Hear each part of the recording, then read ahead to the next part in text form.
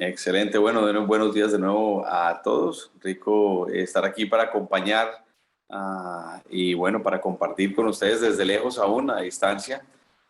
Gracias por conectarse. Esto fue algo que hicimos hace ya tiempo atrás, bueno, durante tiempos de pandemia. Y bueno, se nos ha quedado también la costumbre y es algo bueno que podamos utilizar herramientas así cuando bueno, es necesario y propicio.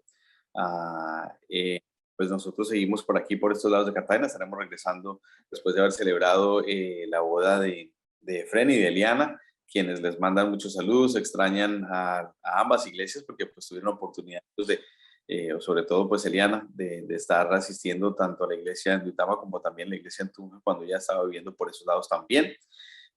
Les mandan muchos saludos y los extrañan. ¡Yay! Excelente. Perfecto, Pili, muchas gracias. Entonces, ahora sí, perdonen aquí ya, bueno, la mala costumbre tal vez de no haber hecho esto hace ratito, pero bueno, ahí estén en pantalla. Son las escrituras que vamos a estar viendo el día de hoy. Las que están en negrito son las principales, que son Lucas capítulo 24, versículos del 50 al 53, Hechos capítulo 1, versículos 9 al 11 y Romanos capítulo 8, versículos del 12 al 39. Dándole una pausa aún esta semana con respecto eh, a la serie del Evangelio de Juan, pero también agarrándonos también de los sucesos que hemos estado viendo en Juan, bueno, en los otros evangelios después del Domingo de Resurrección la semana pasada. Y me pareció importantísimo que nosotros hoy pudiéramos reflexionar y ver, bueno, ¿qué más? ¿Sí? Y muchas personas preguntan, bueno, el otro día estaba compartiendo con alguien precisamente esto. No me había dado cuenta que hay mucho más después de Semana Santa, como que el momento culminar es, sí, la resurrección de Jesús, pero hay mucho más. Y para nosotros como cristianos, colgamos gran parte de nuestra esperanza, no solo en lo que Cristo hizo en la cruz, no solo en lo que Cristo hizo al resucitar, al salir de la tumba, sino también lo que hizo después de que Él precisamente resucita, y es su ascensión al cielo. En su ascensión al cielo también se cuelga gran parte de nuestra esperanza con respecto a quien Cristo es. Y a la obra entonces que apunta también hacia un futuro nuestro y también nos da esperanza en este caminar en que, bueno, nosotros estamos aún aquí, Cristo habiendo sido glorificado, y es el tema del día de hoy. Y bueno, nos dice la palabra que juntamente nosotros, y es gran esperanza para nosotros, que día a día tenemos que estar luchando en este mundo aún, y siendo aquellos que también ayudan a otros a luchar y llaman a otros a luchar para que a fin de cuentas puedan tener ellos también esperanza de salvación. Y por eso me pareció importante que hoy reflexionáramos un poco precisamente sobre este tema, la glorificación. Y el título que le he dado a la enseñanza es Glorificación, la línea de meta más importante. La línea de meta más importante. Entonces vamos a leer de Lucas y de Hechos primero sobre este suceso de la ascensión. Vamos a hablar un poquito, pero antes de esto, pues vamos a orar. Padre amado, te damos gracias por esta mañana en que podemos reunirnos como familia, por este medio, a una distancia, Señor, sabiendo de que tú presente primeramente en cada una de nuestras vidas estás y seguramente, y segundo, también entre nosotros como tu cuerpo, como tus hijos, como hermanos, como coherederos tuyos.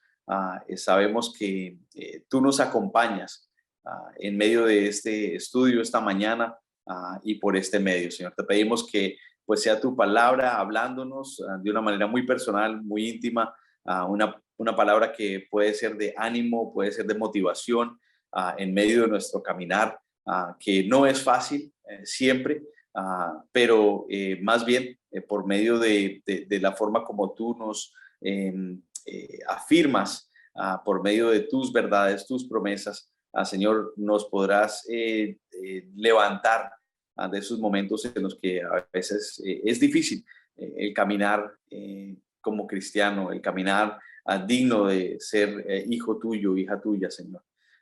Te pedimos entonces que seas tú mostrándonos y ministrándonos por medio de tu Espíritu Santo.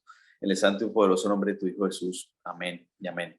Bien, entonces vamos a leer Lucas capítulo 24, versículos 50 y 53, y el segundo tomo de Lucas, siendo ese Hechos, capítulo 1, versículos 9 al 11.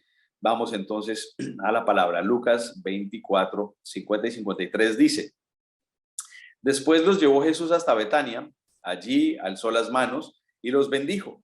Sucedió que mientras los bendecía, se alejó de ellos y fue llevado al cielo. Ellos entonces lo adoraron y luego regresaron a Jerusalén con gran alegría y estaban continuamente en el templo alabando a Dios. Y en el segundo tomo de Lucas, en el libro de Hechos, versículo 1, versículos 9 al 11, dice: Habiendo dicho esto, mientras ellos lo miraban, fue llevado a las alturas hasta que una nube lo ocultó de su vista. Ellos se quedaron mirando fijamente al cielo mientras él se alejaba. De repente se les acercaron dos hombres vestidos de blanco que les dijeron: Galileos, ¿qué hacen aquí mirando al cielo? Este mismo Jesús que ha sido llevado de entre ustedes al cielo, vendrá otra vez de la misma manera que lo han visto irse. Bien, y aquí entonces el recuento según Lucas, en ambos de sus libros, de la ascensión de nuestro Señor Jesucristo. ¿Qué es la ascensión? Bueno, aquí en pantalla van a ver el significado, la definición de ascensión. Billy, si quieres avanzar a la siguiente. Allí, como van a ver, dice del latín ascensionis. La ascensión de Cristo al cielo es el momento cumbre de su resurrección, por la que se sienta a la derecha del Padre. O sea, es ese momento en el que ya Jesús ha terminado su obra aquí en la tierra en cuanto a la justificación de nuestros pecados, y habiendo comisionado a los discípulos y a larga distancia a nosotros también, sus discípulos, para que nosotros compartamos esa misma esperanza que nosotros hemos recibido, esa misma justificación que nosotros hemos recibido. Entonces, en ese momento, Él es llevado al cielo, Él sube al cielo, y se sienta a la derecha del Padre. Ahora, aquí hay un significado importante y no siempre es algo que se menciona, pero me parece súper importante, porque vemos lo único que es Jesús, de nuevo, en la historia de la humanidad. Y por eso es que Él es el Cristo, Él es el Mesías, Él es Dios.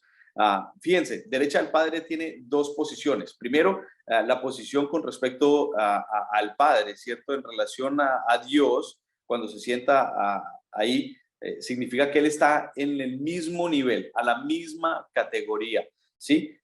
Obviamente, si yo me siento con mi esposa a comer, pues yo tengo que sentarme o a la derecha o a la izquierda. No podemos sentarnos en la misma silla, ¿sí?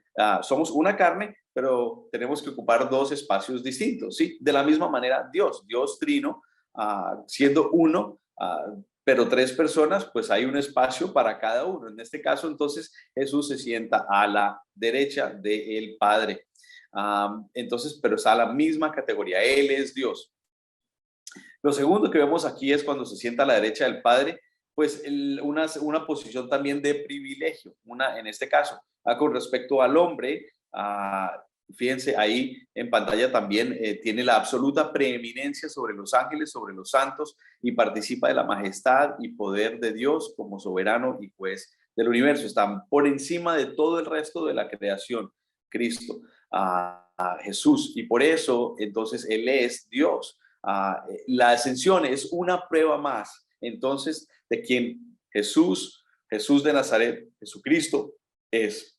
Él es Dios, Él es el Mesías, Él es el Salvador. Él ha regresado ahora, después de haber llegado a la tierra, habiéndose humillado, Él regresa otra vez a ese lugar privilegiado donde Él estaba antes de la creación. Y vamos a ver entonces cómo y qué es lo que esto en realidad tiene que ver con nosotros. Vamos a ir a Romanos, que es la otra cita para el día de hoy, Romanos 8. Vamos a abundar bastante en este capítulo de Romanos el día de hoy. Romanos capítulo 8, vamos a leer del 12 al 39. casi todo el capítulo, y nos dice así, comenzando entonces Romanos 8, versículo 12, dice, por tanto, hermanos, tenemos una obligación, pero no es la de vivir conforme a la naturaleza pecaminosa. Subrayemos eso, por favor. Por tanto, hermanos, tenemos una obligación, pero no es la de vivir conforme a la naturaleza pecaminosa. ¿Por qué voy a decir esto? Porque es que la glorificación de Cristo también nos llama a nosotros. Hay un llamado aquí para nosotros en medio de la glorificación de Cristo, y es también lo que apunta hacia nosotros, que es la glorificación nuestra, como vamos a ver ahora. Entonces, continúa versículo 13, porque si ustedes viven conforme a ella morirán, pero si por medio del Espíritu dan muerte a los malos hábitos del cuerpo, vivirán.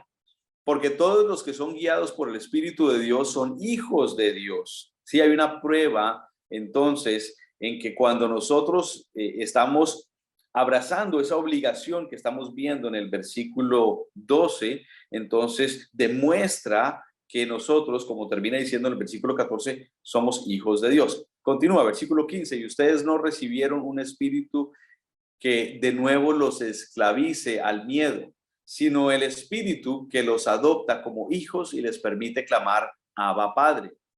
El espíritu mismo le asegura a nuestro espíritu que somos hijos de Dios, y si somos hijos, somos herederos, herederos de Dios y coherederos con Cristo, pues si ahora sufrimos con Él, también tendremos parte con Él en su gloria. Ahí está, la glorificación de Cristo apunta hacia la glorificación nuestra también.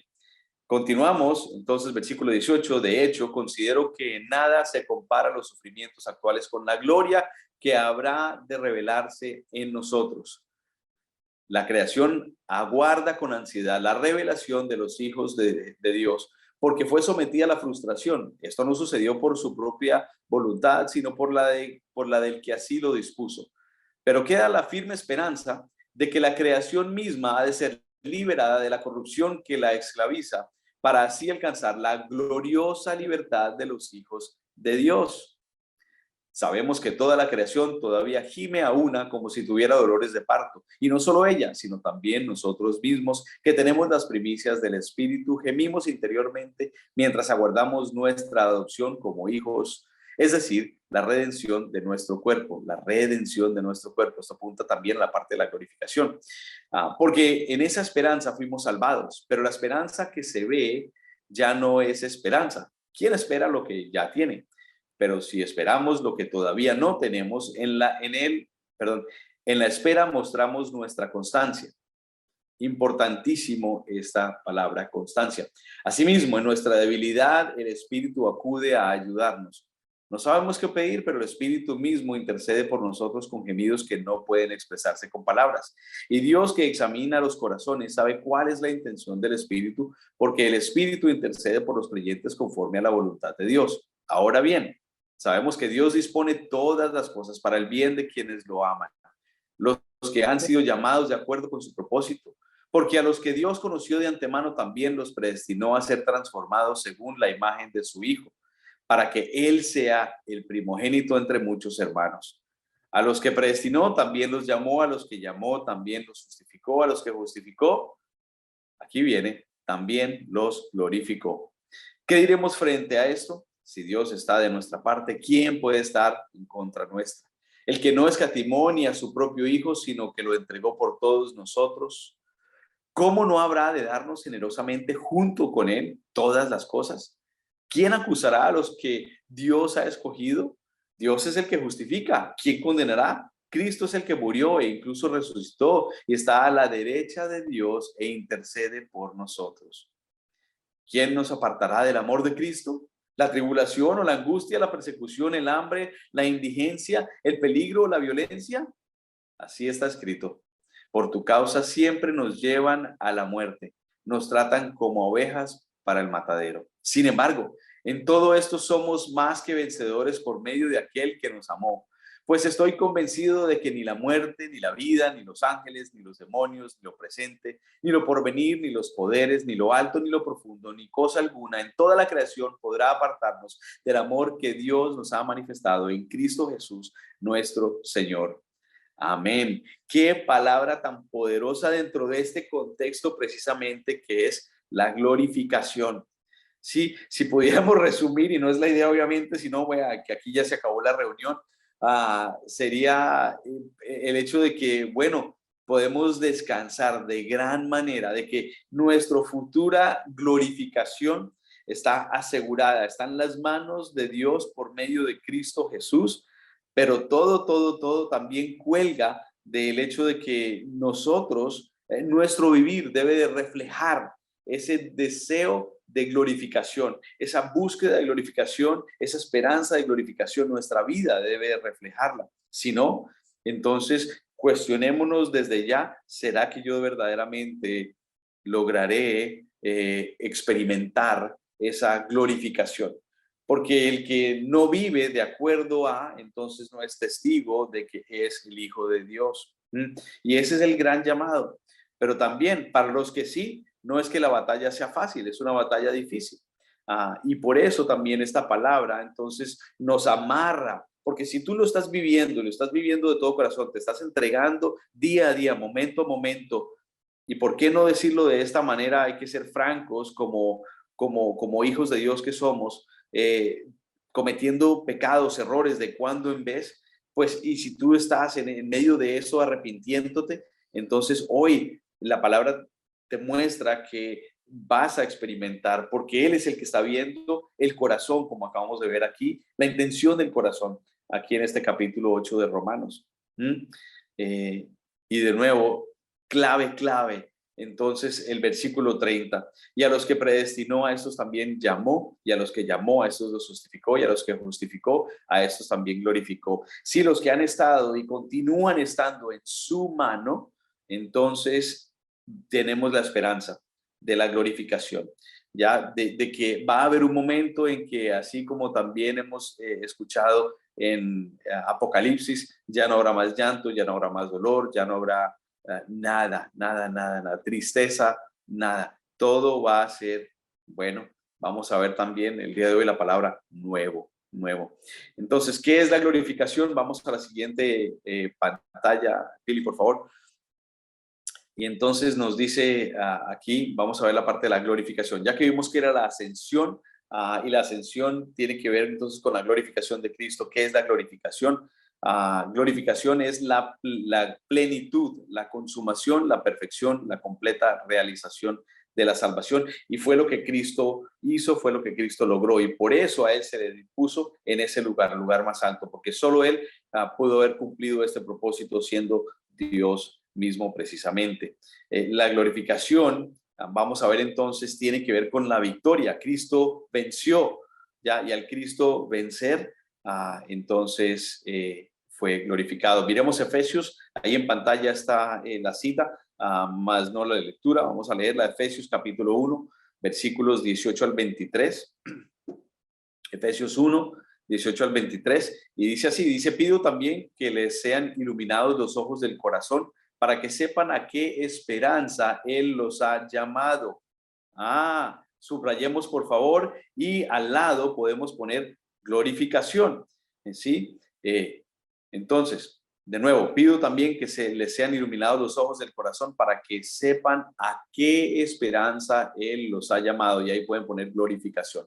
¿Cuál es la riqueza de su gloriosa herencia entre los santos? Y cuán incomparable es la grandeza de su poder a favor de los que creemos. Ese poder es la fuerza grandiosa y eficaz que Dios ejerció en Cristo cuando lo resucitó entre los muertos y lo sentó a la derecha en las regiones celestiales. ¿Sí ven? Apunta a la glorificación de Cristo en esa ascensión, y por ende también nosotros. Muy por encima de todo gobierno y autoridad, poder y dominio, continúa diciendo el versículo 21, y de cualquier otro nombre que se invoque, no solo en este mundo, sino también en el venidero. Dios sometió todas las cosas al dominio de Cristo y lo dio como cabeza de todo a la iglesia.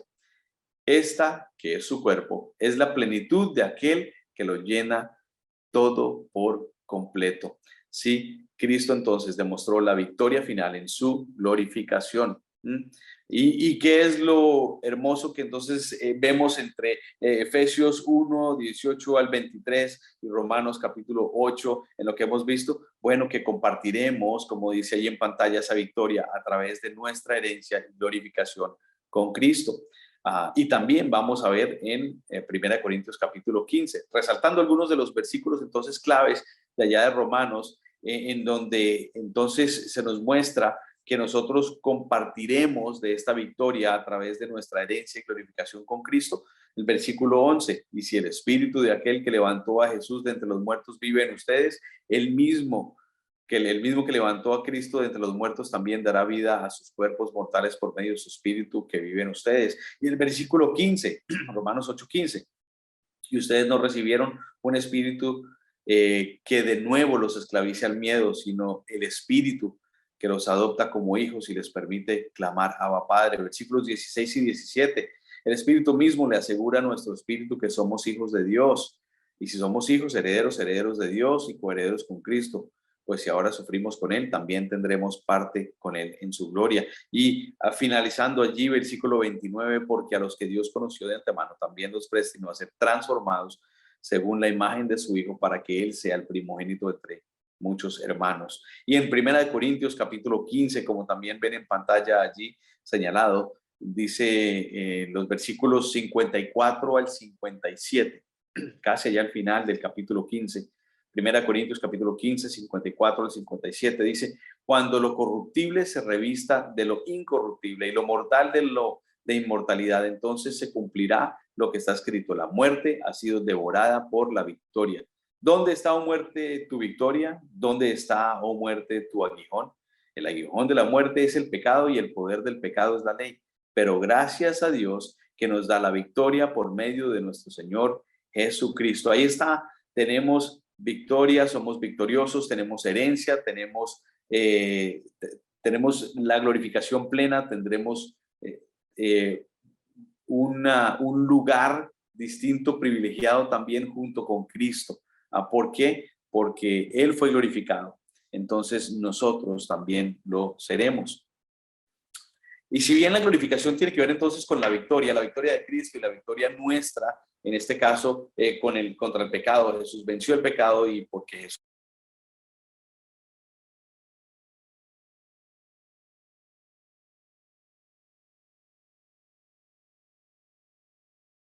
que luchar de ninguna manera con ninguna tentación, porque ya no va a existir ni siquiera la posibilidad de tentación alrededor de ustedes. ¿Por qué? Porque Cristo venció. Imagínense no tener que luchar con el querer algo que alguien tiene, no tener que luchar con la envidia, ¿cierto? Con la lujuria, no tener que luchar con los malos pensamientos, la venganza, no tener que luchar con nada de esto. Y eso es hermoso y eso es algo que nosotros debemos de tener cerca de nuestro corazón, y debe de ser algo que nos también llama, que nos afirma entonces a continuar con toda nuestra fuerza, con toda nuestra pasión, con todo nuestro corazón, con toda nuestra alma, de continuar buscando y aferrándonos a nuestro Dios. Ahora, si de nuevo la glorificación entonces tiene que ver con la victoria, también tiene que ver con el cambio, como acabamos de ver, como estamos viendo ahora en pantalla. La glorificación también apunta al cambio, tiene que ver con el cambio. Romanos 8:11, una vez más este versículo entra a colación aquí: la glorificación de los santos en Cristo. Allí estamos viendo por Cristo, ¿sí? Él mismo lo logró. Es decir, nuestra glorificación está en Él y fue realizada, fue lograda para nosotros por Él. Y si el Espíritu, aquel que levantó a Jesús entre los muertos, vive en ustedes, el mismo de nuevo que levantó a Cristo entre los muertos, también dará vida a sus cuerpos mortales por medio de su Espíritu que vive en ustedes. La glorificación, entonces, vamos a verla en Primera de Tesalonicenses como cambio, capítulo 4, versículos 13 al 18. Y nos dice así, Primera de Tesalonicenses 4, 13 al 8: hermanos, no queremos que ignoren lo que va a pasar con los que ya han muerto, para que no se entristezcan como estos otros que no tienen esperanza. ¿Acaso no creemos que Jesús murió y resucitó? Así también Dios resucitará con Jesús. ¿A quiénes? a los que han muerto en unión con Él. ¿Quiénes somos? Nosotros. Conforme a lo dicho por el Señor, afirmamos que nosotros, los que estemos vivos y hayamos quedado hasta la venida del Señor, de ninguna manera nos adelantaremos a los que hayan muerto. El Señor mismo descenderá del cielo con voz de mando, con voz de arcángel y con trompeta de Dios, y los muertos en Cristo resucitarán primero, los que ya murieron. Luego, los que estemos vivos, nosotros, posiblemente, los que hayamos quedado, seremos arrebatados junto con Él en las nubes para encontrarnos con el Señor en el aire. Y así estaremos con el Señor para siempre. Por lo tanto, anímense unos a otros con estas palabras. Qué hermosa palabra que tiene que ver también con el cambio que vamos a experimentar. Si bien nosotros hemos muerto antes de que Cristo haya resucitado, pues nosotros estaremos primero siendo levantados con Él en el momento en que Él descienda, que venga por segunda vez. Pero y si no, entonces seremos arrebatados. Sea como sea, habrá un cambio en nosotros. Este cuerpo de corrupción se convertirá en un cuerpo incorruptible. Esta mente corrupta en la naturaleza pecaminosa en que nacimos dejará de serlo así y se convertirá en una mente incorruptible. Y así sucesivamente con todo nuestro ser. Por eso la glorificación tiene que ver con el cambio. Fíjense allí los dos puntos que he enumerado. La entrada espiritual en la presencia del Señor. Al morir, entramos en su presencia. ¿Y de qué manera? De una manera espiritual. Pero cuando Él regrese, va a haber un cambio. Ese cambio se convertirá en un cambio físico también. Se habrá una entrada física en la presencia del Señor, una nueva mente, un nuevo cuerpo, un nuevo corazón, y así será para con nosotros. Ahora, si queremos ver los detalles del cambio físico que estaremos experimentando, pues no es sino que abundemos completamente en este capítulo 15 de Primera de Corintios. Allá en Primera de Corintios, capítulo 15, versículos 35 al 57, describe los varios cambios que estaremos experimentando nosotros. Solo a punto de resaltar, bueno, nuestros cuerpos definitivamente serán cambiados. Aquellos de nosotros que hemos experimentado de una manera u otra algún tipo de enfermedad crónica, dolencia crónica y demás, ya todo eso dejará de ser. Aquellos de nosotros tal vez que vamos experimentando poco a poco la decadencia de nuestra vista, bueno, es como si nos hubieran hecho la cirugía, esa famosa láser, y ya de nuevo tenemos mejor vista. En fin, vamos a resaltar tal vez algunos de los versículos, mirando el 51 al 53. Y dice, fíjense bien en el misterio que les voy a revelar. No todos moriremos, pero todos seremos transformados. En un instante. ¿Cuándo? En un instante. En un abrir y cerrar de ojos, al toque final de la trompeta, pues sonará la trompeta y los muertos resucitarán con un cuerpo incorruptible. Y nosotros seremos transformados, porque lo corruptible tiene que revestirse de lo incorruptible y lo mortal de inmortalidad.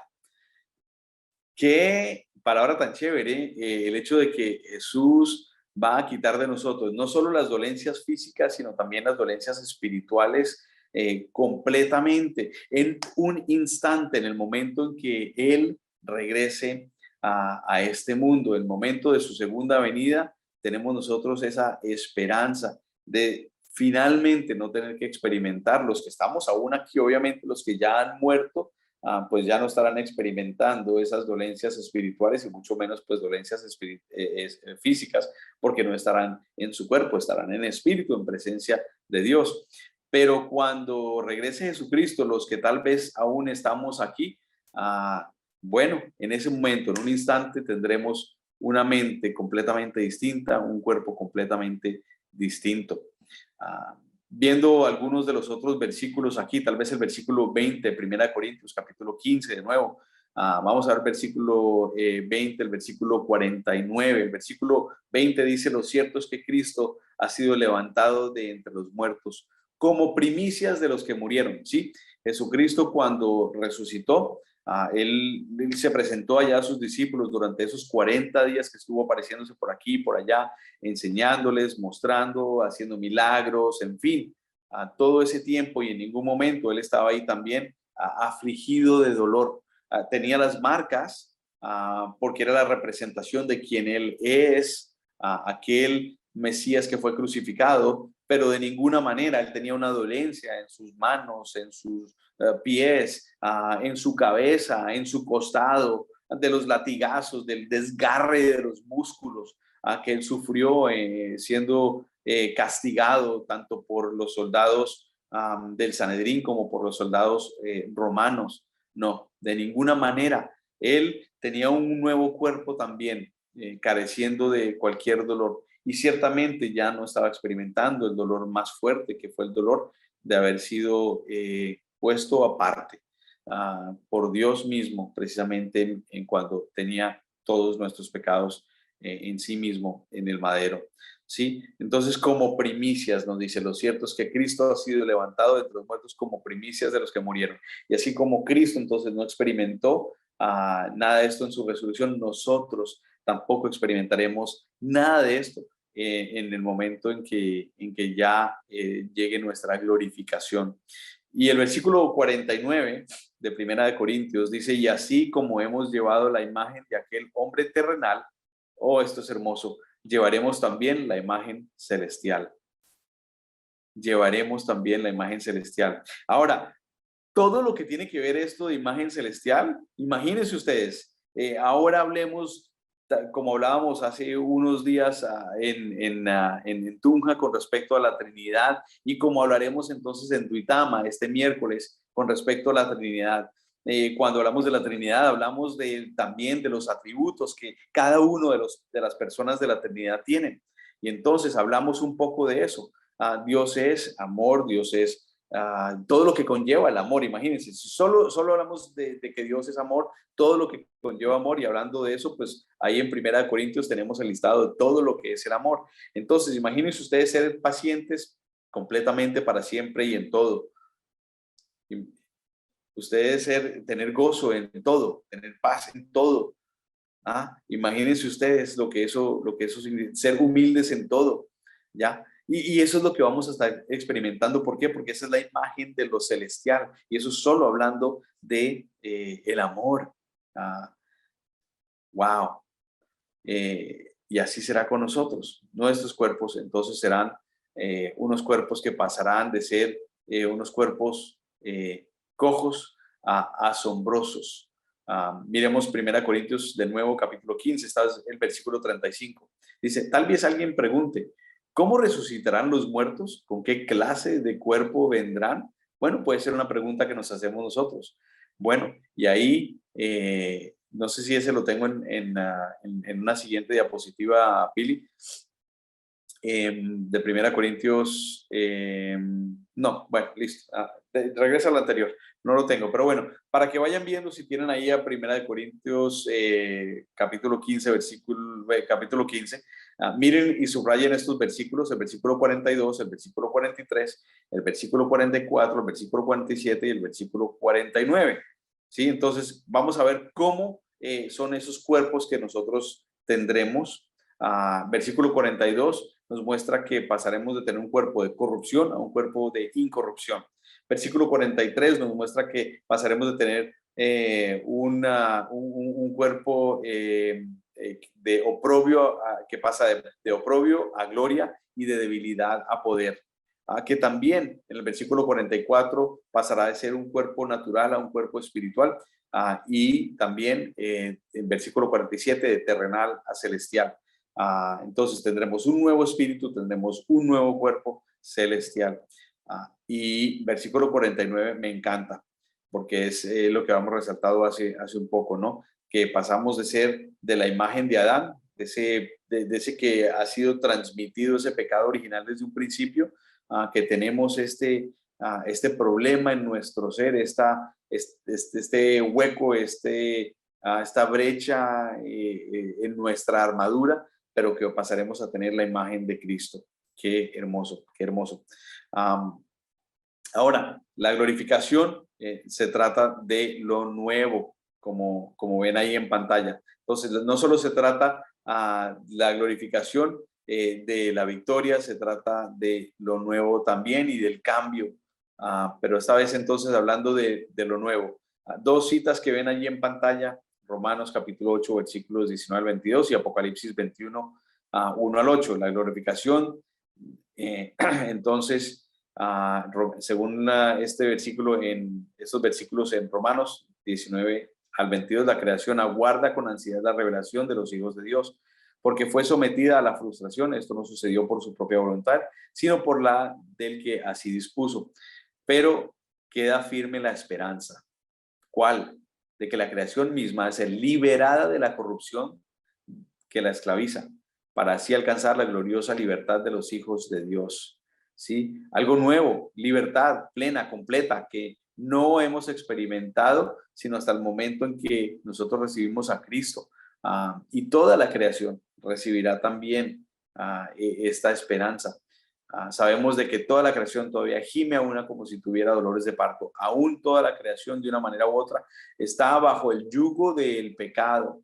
Si bien nosotros podemos experimentar libertad, libertad del pecado de este lado del cielo, de este lado de la muerte también, por medio de Jesucristo, de modo de una esperanza también, el resto de la creación, por medio del pecado que aún abunda en nosotros de una manera u otra, también sufre. El mundo sufre, la creación sufre en todos los sentidos, la naturaleza sufre en todos los sentidos a raíz de nuestro pecado.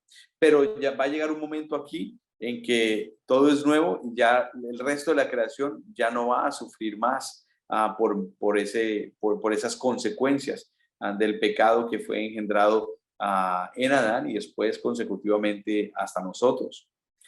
Y Apocalipsis capítulo 21, versículo del 1 al 8, dice, aquí viene parte de la glorificación de nuevo, que se trata de lo nuevo.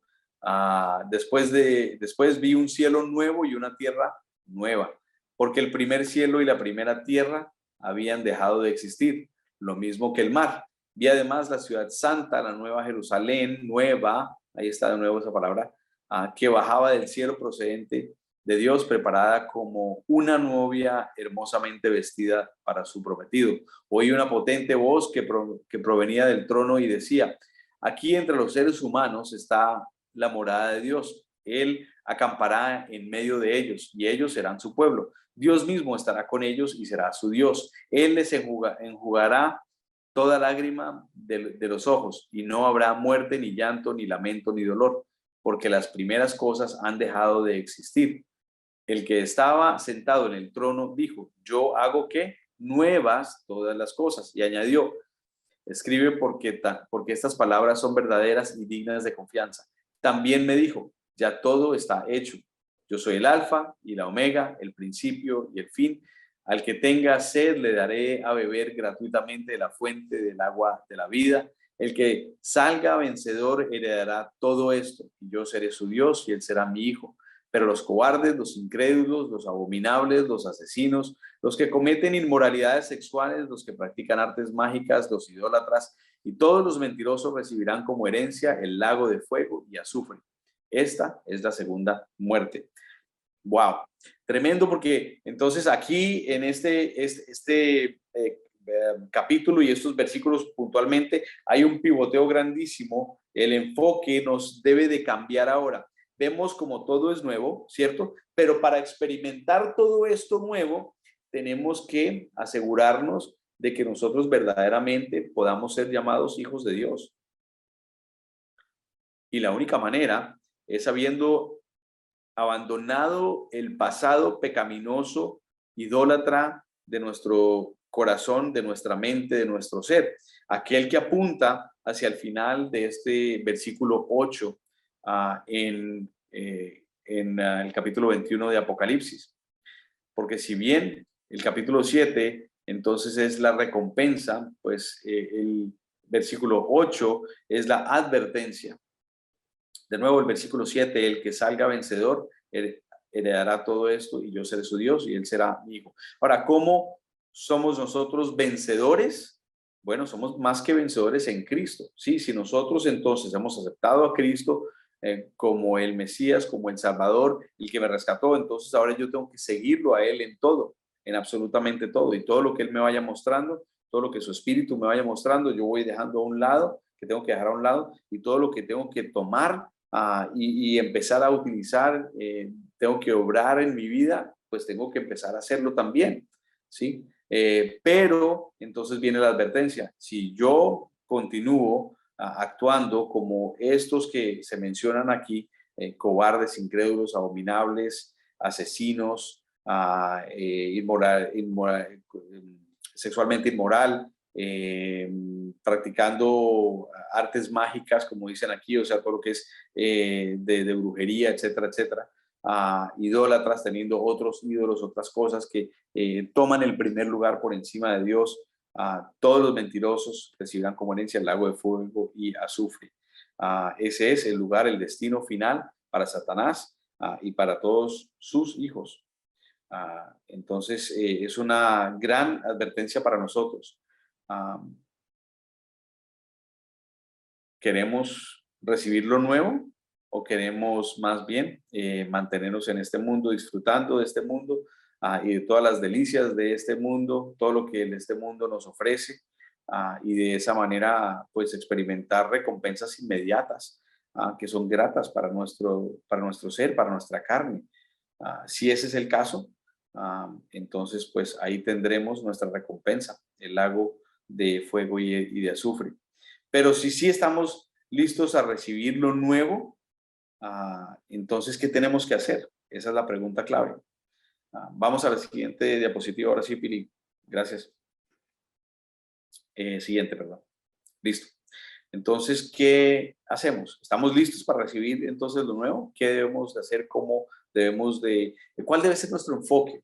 Más que qué es lo que tenemos que hacer, ¿sí? Pero ¿cuál debe ser nuestro enfoque? ¿De qué manera debe nuestra vida reflejar, ser espejo de lo que Cristo ya ha hecho para con nosotros? ¿Listo? Entonces, como hijos, ¿qué debemos hacer? Prepararnos para la gloria. ¿Cómo nos preparamos para la gloria? Bueno, he enumerado dos puntos prácticos para nosotros el día de hoy. Cultivando la resistencia es el primero, cultivando la resistencia. ¿Qué significa esto? Que cultivamos la resistencia. Bueno, Hebreos, esta vez capítulo 12, versículos del 1 al 3, era uno de los versículos que habíamos enumerado al principio del estudio que vamos a estar viendo, y es clave para nosotros el día de hoy. Hebreos capítulo 12, versículos del 1 al 3. Dice así Hebreos 12, 1 al 3. Por tanto, también nosotros, que estamos rodeados de una multitud tan grande de testigos, y aquí va la parte clave: despojémonos del lastre que nos estorba, en especial del pecado que nos asedia, y corramos con perseverancia. Es un versículo de dos partes. Soltamos unas cosas, ¿y qué es lo que sí entonces tomamos? Dice: corramos con perseverancia la carrera que tenemos por delante. Fijemos la mirada en Jesús, el iniciador y perfeccionador de nuestra fe, quien por el gozo que le esperaba soportó la cruz, menospreciando la vergüenza que ella significaba, y ahora está sentado a la derecha del trono de Dios. Así pues, consideren a aquel que perseveró frente a tanta oposición por parte de los pecadores, para que no se cansen ni pierdan el ánimo. ¿Qué es lo que nos está diciendo? Que no tenemos que hacer absolutamente nada. Y es genial, porque sí tengo que dejar a un lado algo, y es, de nuevo, aquí en la escritura nos dice el lastre que nos estorba, en especial el pecado que nos asedia. Eso es el arrepentimiento. Familia, es tan sencillo. Nuestro caminar con Cristo es igual que nuestra llegada a Cristo. Es el arrepentimiento continuo de nuestro pecado. ¿Y qué es lo que sí tenemos que hacer? Fijarnos en Cristo, mantener nuestra mirada en Cristo, buscar a Cristo en todo momento, para todo, en todo lugar, donde sea que estemos, en medio de quien estemos, no importa la situación en la que estemos, busquemos a Cristo. ¿Qué tienes tú que ver con esto que yo estoy viviendo en este momento? Cristo. Y si yo me enfoco en Cristo, entonces yo voy entonces a estar preparándome para esa gloria. Eso es lo que nos está mostrando la palabra. yo no tengo que ponerme a trabajar, yo no tengo que ponerme a arriarme a mí mismo, dele, estudie la palabra, estudie la palabra, estudie la palabra y todo ese tipo de cosas. O póngase a, no, porque de nuevo, la salvación que es de 3 tiempos viene ¿de qué manera? Por la fe y solo por la fe en Cristo y solo por Cristo. Nada que nosotros podamos añadir a nuestra salvación, llámese a la parte de la justificación, la parte de la santificación que estamos experimentando ahora o la parte de la glorificación que experimentaremos en un futuro. Todo de principio a fin es obra de Jesucristo. ¿Qué es lo que tenemos que hacer?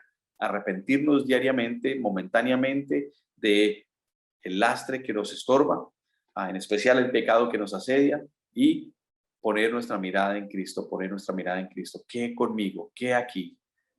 Cristo, muéstrame.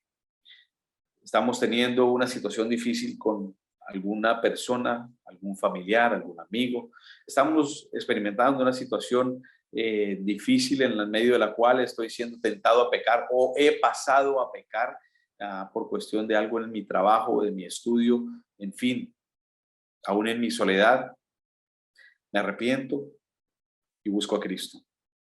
Me arrepiento y busco a Cristo. Y Él, que es fiel, va a terminar la obra que ha comenzado en nosotros, ¿cierto? Entonces, eso también es de esperanza para nosotros. Guardemos esta palabra en Hebreos 12, versículos del 1 al 3, muy cerca a nuestro corazón. Ahora, de nuevo, hay un mal gusto. Tiene que haber, si nos estamos preparando para la gloria familia, tiene que haber un mal gusto, tiene que haber un mal sabor ante el pecado. Tiene que haber un repudio para con el pecado que nosotros estamos experimentando. Eso es lo que nos muestra aquí en Hebreos 12 y en Apocalipsis 21 al final, el versículo 8. De una manera, tenemos que estar rechazando ese pecado. Si de una manera el pecado entra a nuestra vida, tenemos que inmediatamente, o sea, vomitemos eso, diciéndolo de una manera así muy fuerte tal vez. Saquémonos de nuestra vida eso. Permitamos que Cristo una vez más nos lave, nos limpie, nos restaure. Anhelemos su presencia continuamente para entonces darle frente a nuestra naturaleza pecaminosa. La única manera que nosotros vamos a darle frente a nuestra naturaleza pecaminosa es buscando la presencia de nuestro Señor Jesucristo. Si buscamos la presencia suya, Él que es verdad, va a iluminar donde no hay verdad. Él que es fidelidad va a iluminar donde hay infidelidad.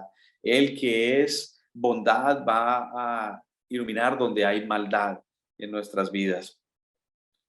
Entonces, ahí va la parte de cultivar la resistencia, cultivando la resistencia.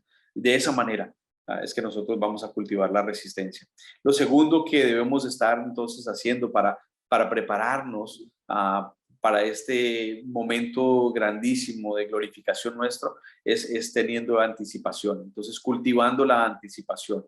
¿Cómo nosotros podemos ver esto? Bueno, vamos a regresar a Primera de Corintios, pero esta vez el capítulo 9. Capítulo 9. ¿Listo? Entonces, 1 Corintios capítulo 9, versículos 24 y 27. 1 Corintios 9, 24 y 27 dice así, dice, ¿no saben que en una carrera todos los corredores compiten, pero solo uno obtiene el premio? Corran pues de tal modo que lo obtengan. Todos los deportistas se entrenan con mucha disciplina. Ellos lo hacen para obtener un premio que se echa a perder. Nosotros, en cambio, por uno que dura para siempre. Así que yo no corro como quien no tiene meta, no lucho como quien da golpes al aire. Más bien, golpeo mi cuerpo y lo domino. Y no sea que después de haber predicado a otros, yo mismo quede descalificado. Wow. Que sale a lucir aquí, bueno, versículo 24 hacia el final, corran pues de tal modo que lo obtengan. Hay un premio, ¿sí? El título para nosotros hoy es la línea de meta más importante, ¿sí? Entonces corramos hacia esa línea de meta que es tan importante, de tal manera que lleguemos allá definitivamente. Y versículo 26, así que yo no corro como quien no tiene meta. Tenemos que tener una meta y esta es nuestra meta.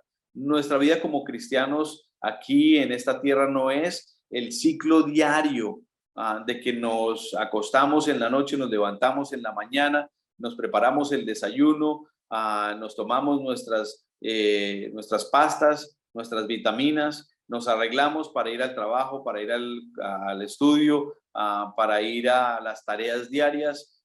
Después regresamos para entonces el almuerzo, prepararlo, tenerlo listo, ingerirlo, bla, bla, bla. Y ya saben, ¿sí? Este ciclo perpetuo y que de eso se trata nuestra vida. No, nuestra vida se trata ¿se trata de qué? Se trata de estar nosotros anticipando nuestra glorificación, anticipando nuestra glorificación.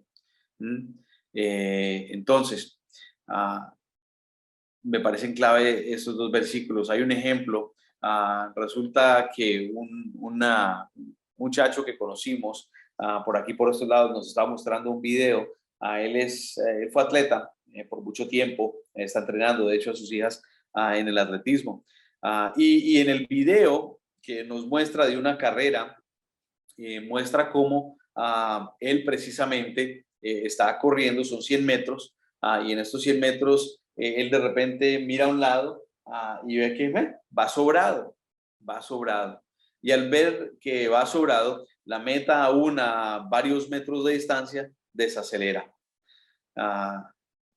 Para fortuna, con quienes estaba corriendo y compitiendo en ese momento, tal vez no eran de la capacidad que él tenía, pero él atravesó la meta. Pero ¿qué podía haber pasado? Que si sí hubieran estos otros hombres estado entrenando debidamente, que a fin de cuentas en el video se ve también como estos otros hombres sí estaban corriendo total hasta la meta. Es más, seguían corriendo después de la meta para aprovechar la mayor velocidad cruzando la meta. Si hubieran tenido la fuerza que él, le hubieran ganado.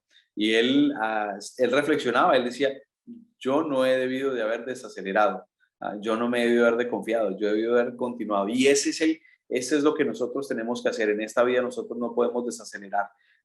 Entonces, esto es lindo. ¿Por qué? Porque no importa si tú tienes, y aquí representado en esta pantalla de cuadritos, hay personas en sus 20 como hay personas en sus, bueno, ya más adelantados, 60, 70, 80.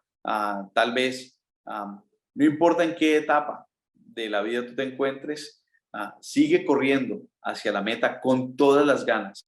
Sigue anticipando la venida de Cristo con todas las ganas. ¿Por qué? Porque Él va a regresar. Sí, Él va a regresar. Y la herencia de los redimidos, como van a ver ahora en pantalla, esto me encanta de esta cita bíblica de nuevo de Romanos, capítulo 8, versículos 31 al 39. Miren conmigo el versículo 32, que dice: el que no escatimó ni a su propio hijo, sino que lo entregó por todos nosotros, ¿cómo no habrá de darnos generosamente junto con él todas las cosas?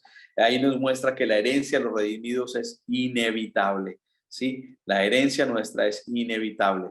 Versículo 34, ¿quién condenará? Cristo Jesús es el que murió e incluso resucitó y está a la derecha de Dios e intercede por nosotros. Sí, el abogado de los redimidos es invencible. El abogado de los redimidos es invencible. Cristo, recordemos, es aquel que está intercediendo por nosotros. Es aquel en que en el momento del juicio final, cuando estemos nosotros en presencia de Dios, va a decir: yo morí por él, yo morí por ella. Y en el versículo 37, sin embargo, en todo esto somos más que vencedores por medio de aquel que nos amó. La victoria de los redimidos es ineludible. ¿Sí? Y eso somos nosotros. Entonces, ¿quieres recibir estas recompensas? ¿Quieres que tu herencia sea inevitable, que tu abogado sea el invencible, que la victoria sea ineludible? Entonces, significa que tú estás buscando y anticipando esa glorificación. Estás anticipando la glorificación. Estás viviendo tu vida de tal manera que a otros demuestra que eres distinto al resto de este mundo, que tienes una meta muchísimo más importante que la de subir escalafones en trabajo, de obtener títulos y maestrías y doctorados y todo este tipo de cosas, que tu meta más importante no es casa, carro, beca, hijos, etcétera, etcétera, que tu meta más grande es la transformación de tu corazón, de tu mente, al estar abrazando a Cristo momento a momento, día a día. Amén. Oremos. Padre amado, te damos gracias por esta palabra, gracias por la esperanza que nosotros tenemos en ti, gracias porque si bien nosotros hemos experimentado de nuevo esa libertad del pecado, del hecho de que no somos esclavos más para con el pecado que nos venía cobrando efecto hasta una muerte y muerte eterna. Señor, hoy también nos das esperanza por medio de tu palabra para poder vivir de una manera dignos de la recompensa que nos espera por medio de Jesucristo. Y queremos nosotros el día de hoy decirte, Padre, gracias. Gracias porque tú mismo te has valido para levantarnos a nosotros en momentos en los cuales nosotros no nos podemos levantar. Gracias porque hoy nos muestras que caminar por este mundo mientras que esperamos tu segunda venida no es una tarea aburrida, harta, difícil, sino que más bien es una tarea que sí o sí podemos nosotros lograr y cumplir siempre y cuando nuestra mirada siempre esté puesta en tu Hijo Jesucristo. Ayúdanos precisamente en esos momentos, en los más difíciles y en los más fáciles también, mantenernos firmes en mirar a tu Hijo Jesucristo, en no ser tomados desprevenidos mientras que hay algo más en lo cual nosotros nos estamos enfocando, Señor, que ni siquiera por una pequeña temporada podamos experimentar esa separación temporal, sino que en todo momento, todo día, toda hora, sin importar qué tan bajo hayamos caído, podamos levantarnos para abrazar a tu Hijo Jesucristo. Gracias, gracias, gracias, Padre, te damos por esta palabra y gracias por haber glorificado a tu Hijo poniéndolo en ese lugar, porque si tú no lo hubieras puesto en ese lugar privilegiado, entonces pues no sería para nosotros la esperanza que es el día de hoy. Te bendecimos, Señor. Y oramos esto en el santo y poderoso nombre de tu Hijo Jesús. Amén.